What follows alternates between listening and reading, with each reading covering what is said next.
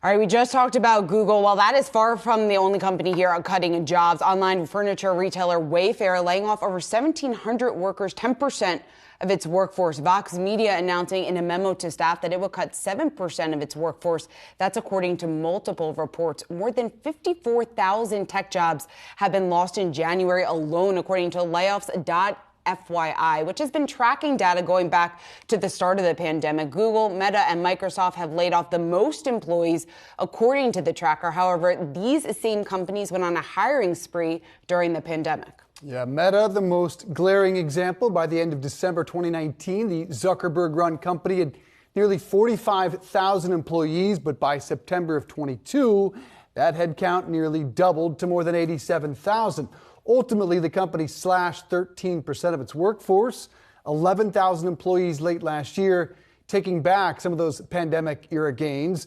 The same can be said for the other tech giants. Amazon's numbers also nearly doubled. Since Q1 2020, the company just recently cutting 18,000 jobs. You can see Google and Microsoft's headcounts each grew by over 50% during the pandemic, and now both have laid off around 22,000 employees total. Apple, the only tech giant on this graph yet to announce layoffs, and that remains the big question here, Seana.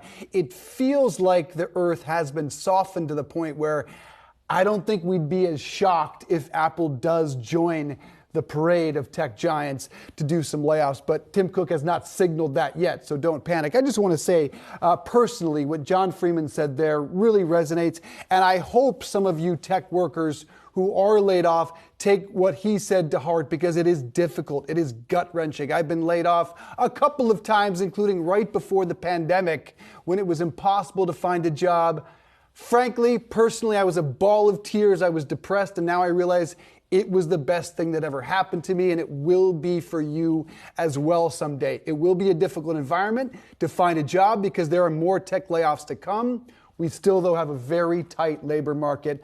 I know it's something you haven't been through. It is deeply personal to me. Sorry to go on and on and on here, but I think having that adversity in your life, which most of this generation hasn't had yet, they will look back on years from now as a very good thing and built their intestinal fortitude. Look at how many businesses have been started since middle of the pandemic.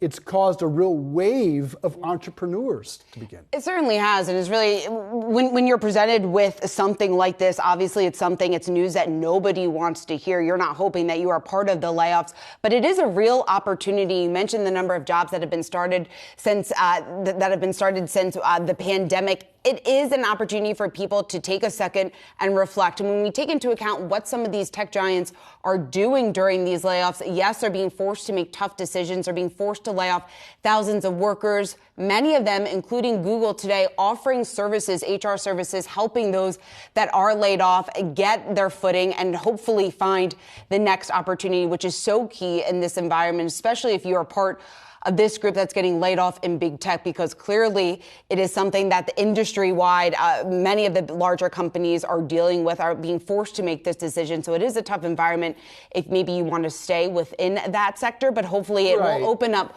more opportunities for you down the road as you kind of open your horizons a little bit. If you have Google, if you have Amazon, if you have Microsoft on your resume, build on that skill set just to try to personalize this a bit.